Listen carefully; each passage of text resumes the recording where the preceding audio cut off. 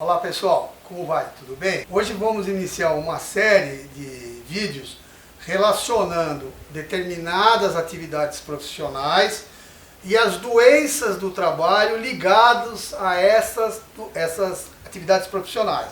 Hoje vamos falar um pouco, iniciar o nosso assunto, falando dos trabalhadores da construção civil. Nós estamos falando aqui dos ajudantes, estamos falando aqui dos pedreiros, estamos falando aqui dos pintores, estamos falando aqui dos carpinteiros e quais as doenças que afetam essa atividade profissional, esse grupo de pessoas. Vamos lá. O que se vê numa construção civil? Qual é a característica do trabalho na construção civil? Primeiro, o esforço físico. O esforço físico está presente na carga e descarga de caminhões que chegam para a construção civil.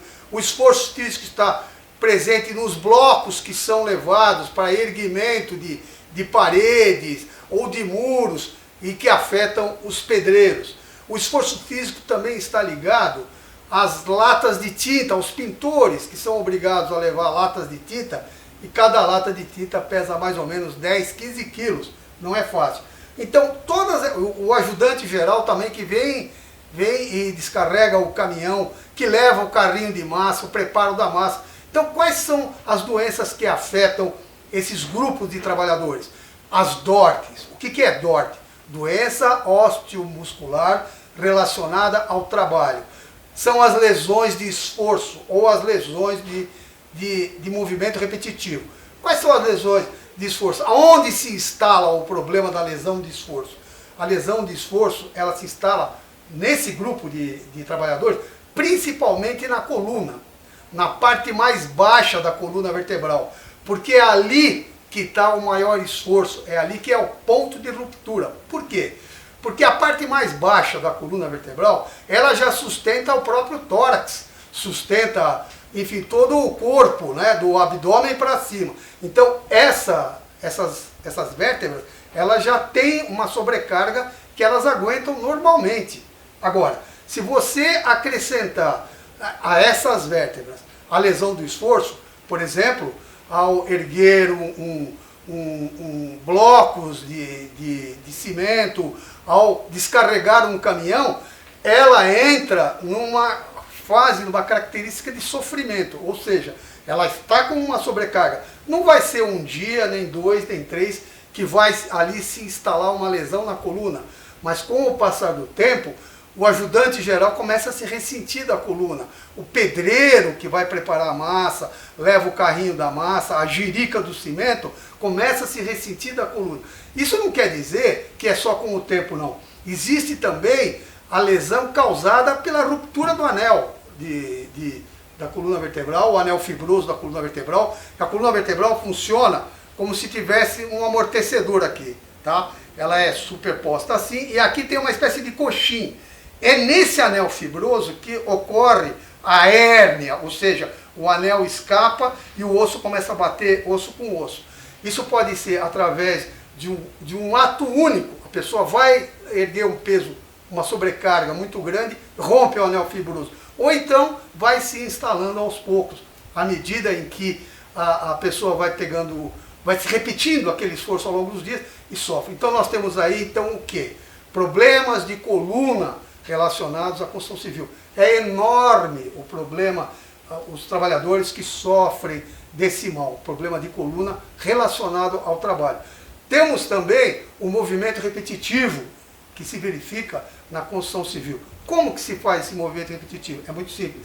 Pedreiro, quando ergue um muro, quando ergue uma parede, ou quando passa a massa na parede, ele faz aquele movimento com a espátula para alisar o cimento, para passar a massa fina. Você que é pedreiro sabe muito bem do que eu estou falando.